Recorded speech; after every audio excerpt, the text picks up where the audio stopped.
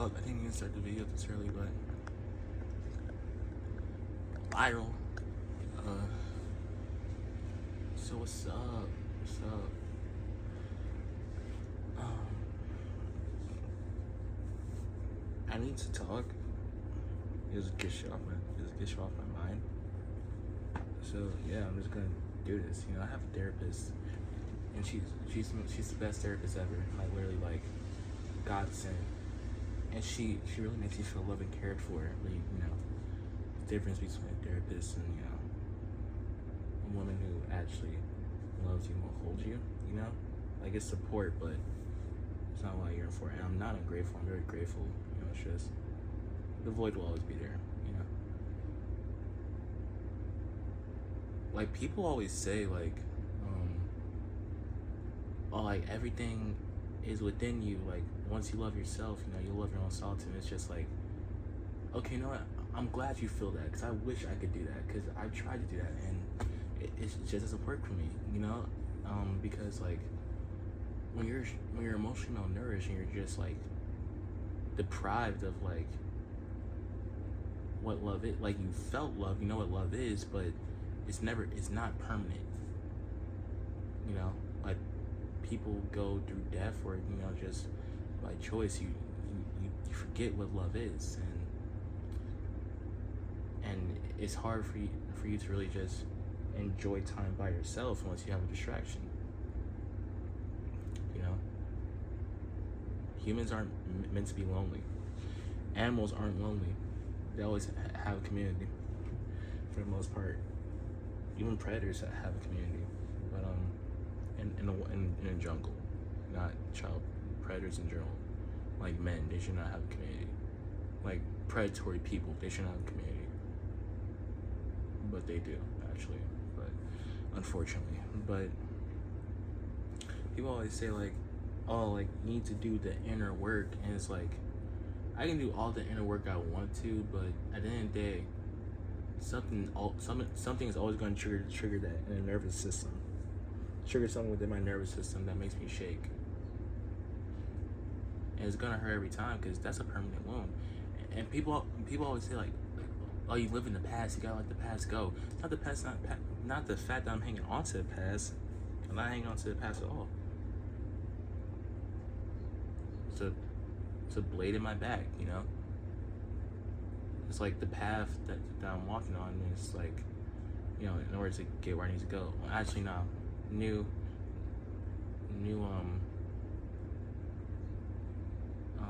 analogy, I think that's the word.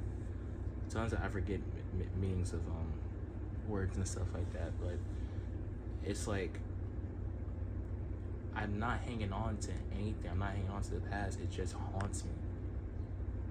The past is not letting me go. It's a permanent knife in my neck. Permanent knives everywhere. It's like I'm just chained like all around, and like I'm dragging myself. Just gotta keep going. But you know,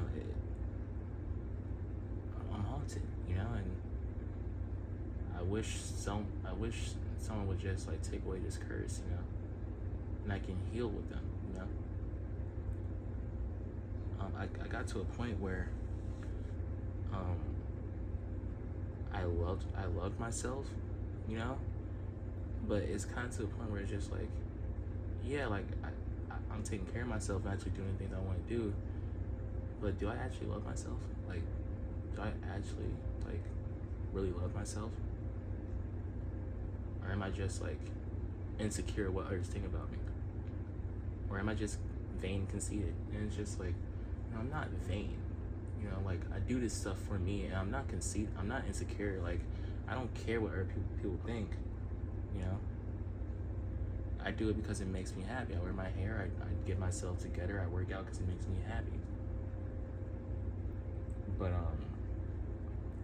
there's still, and it's because of the borderline personality disorder, I just lose a sense of self. And it's like, you know, like at first it's like I'm like, it's okay, like I'm fine, like we're gonna keep on moving, we're gonna keep on going, but then it's just like, but we're tired. We don't want to. Can we just die? Like, can we just go? And it's like, you know, it's all layers of my personality, and they were in harmony, but they're at odds with each other now. You know, it's kind of like if you watch Tokyo Ghoul, or read Tokyo Ghoul, I saw this one panel where all of Kaneki's like personas are talking to each other, and they're like, you know, he's beaten. You know, this Tokyo Ghoul Reed when he got defeated, and before he turned into like that giant centipede. Spoilers, by the way. And they were all just like, what do we do? What do we do? What do we do? You know.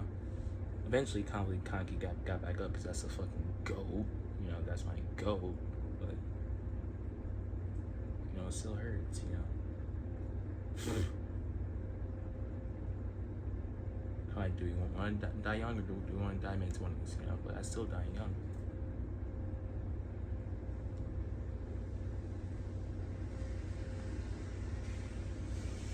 And it's like, you know, there's times where I get like that jolt of like, you like Tristan, I'm just like, I'm on top of the world. Like I can do this like chow, you know, like, you know, I got it. And, you know, but it's kind of like, you know, Mike Guy and like the Eighth Gates, I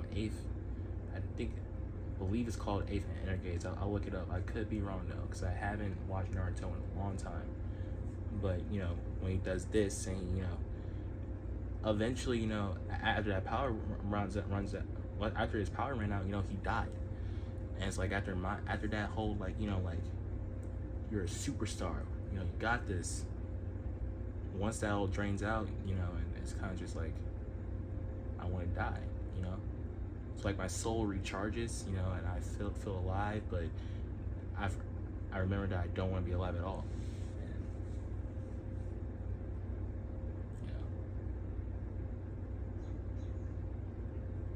you know. Yeah. I'm gonna yap, and not everything is gonna be like in specific order. But I saw the movie Sinners, and I really did. I'm so passionate about creativity and just I always wanted something from Hollywood. This is why I love people like Tyler the Creator. That's why I love Michael Jackson, you know, Kurt Cobain, Jimi Hendrix, Prince, because they always thought outside the box. And what we're seeing in Hollywood nowadays is not really things outside the box. I'm not saying, you know, every Hollywood movie is bad, but you know, people are afraid to try something new, you know. And the dude that made Sinners, the director, I forgot his name, but you know, he I'm pretty sure he worked on Black Panther and other movies as well, you know, Creed. He did something. The acting was phenomenal, by the way, but that movie, it's so inclusive, and it's so, you know, it's not meant to scare you. It's like,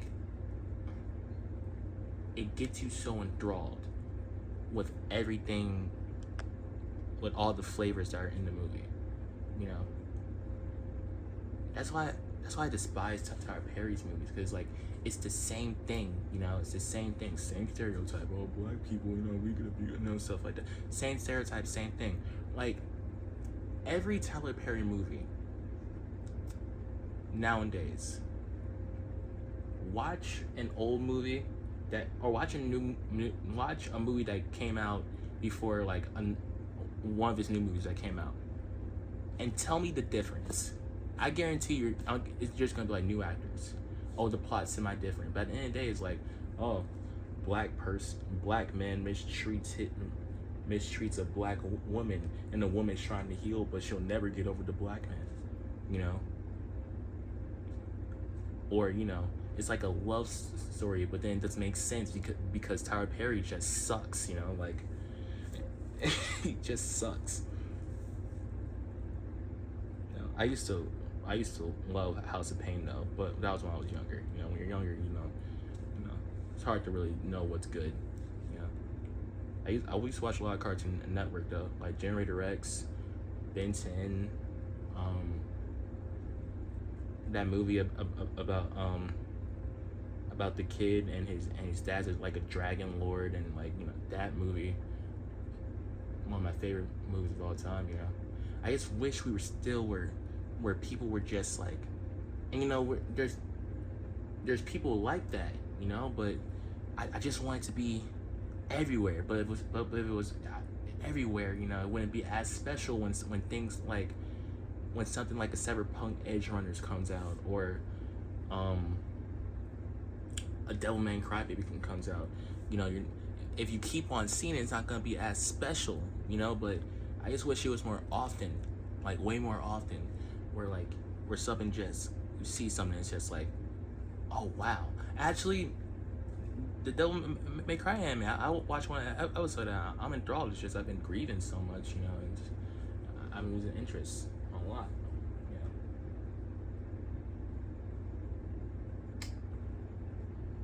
But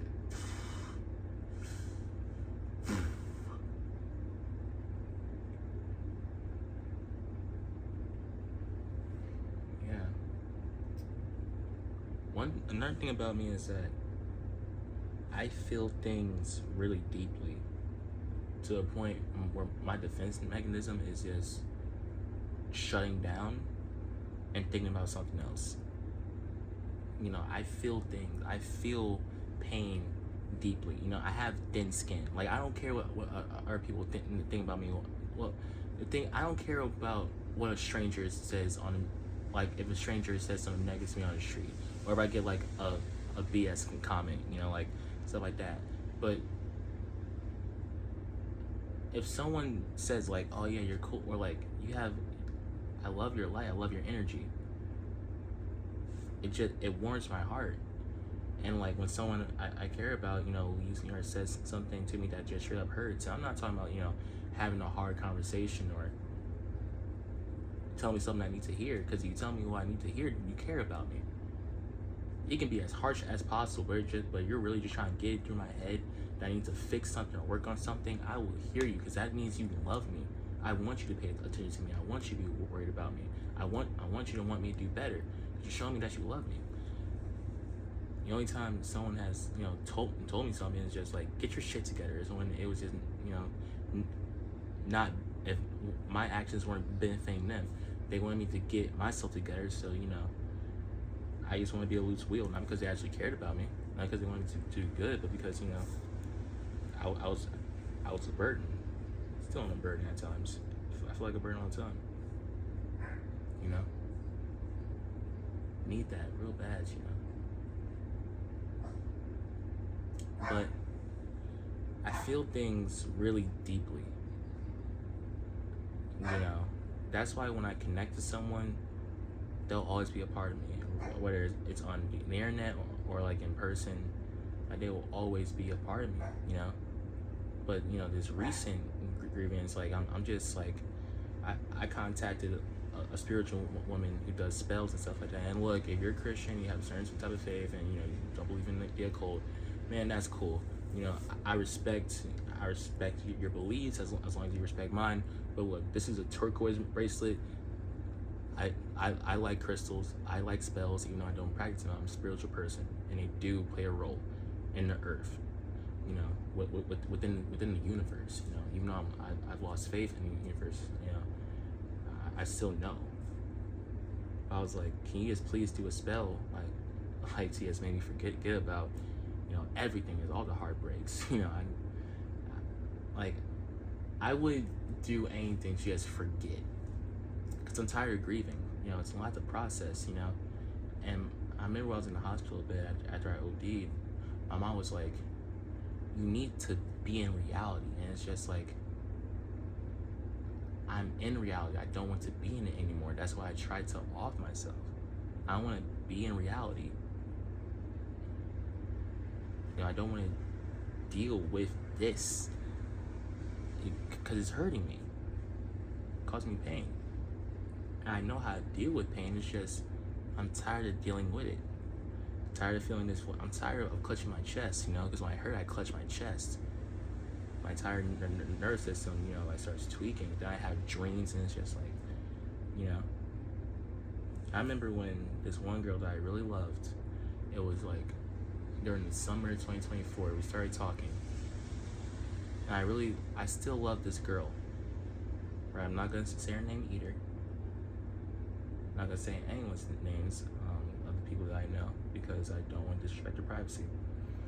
But I loved her like a lot, you know, and like I love, like, and she knows, you know who you are.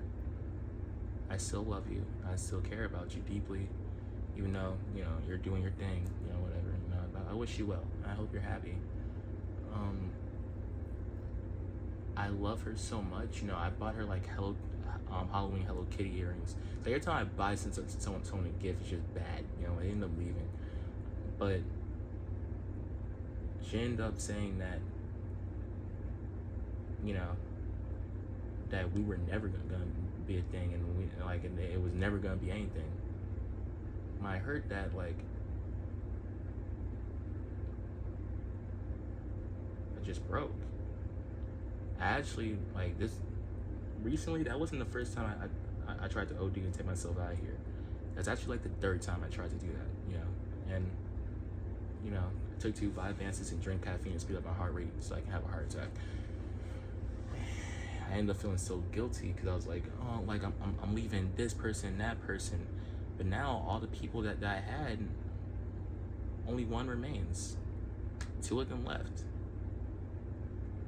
They left me, and that hurts me too. But I remember I told the girl, that the one I'm talking about now, I used to always tell her, like, because I really wanted to be in a relationship with her, you know, because I still feel like we're soulmates. I used to always tell her, like, I could be broke and homeless on the streets. As long as I can see your face and you're right next to me holding me, I would be happy. Because you're there. You know, I could be in the worst position of my life, and as long as I have you, as long as you hold my hand, I'm gonna be straight. You know, like, as long as you're there. You know, when I fall in love, I become very devoted. You know, it's just like no one, like, I like this woman, and all the other women are just like, they're whatever. Could be the most beautiful woman, but you'll never be her. You know, I'm not talking about, you know, the girl that I just talked about. I'm just saying in general. When I see a woman, we can connect, man. Like, everyone else is just like, she's the only person in the world. I don't see anyone else but her. I become devoted. I become feral. You know,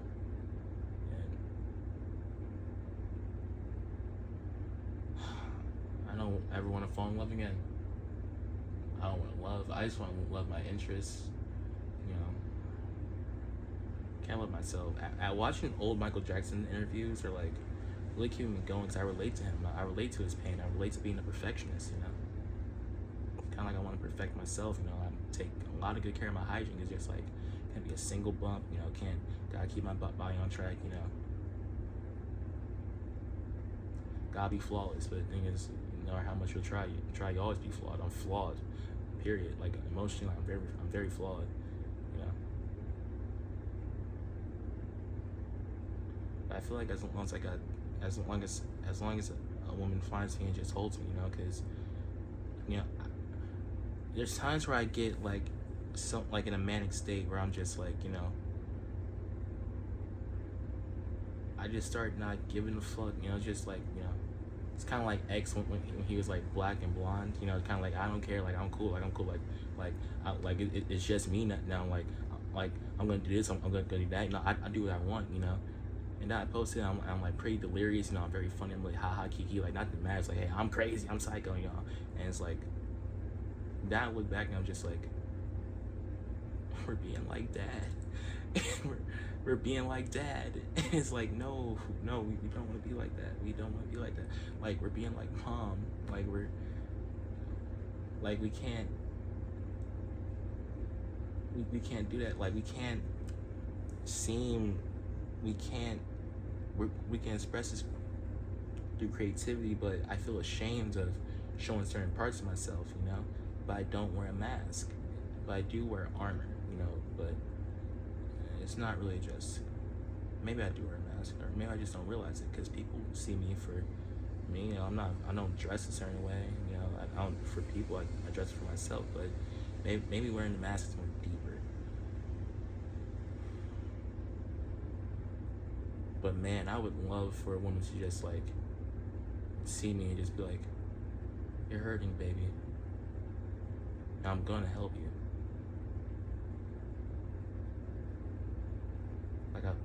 I want her to see me beyond my looks. Yes, see my inner child. Yeah. Like I really, I crave that. You look lonely, I can fix that type of love, or like you're hurt, but you know, like, or kind of like I've been looking for someone like you.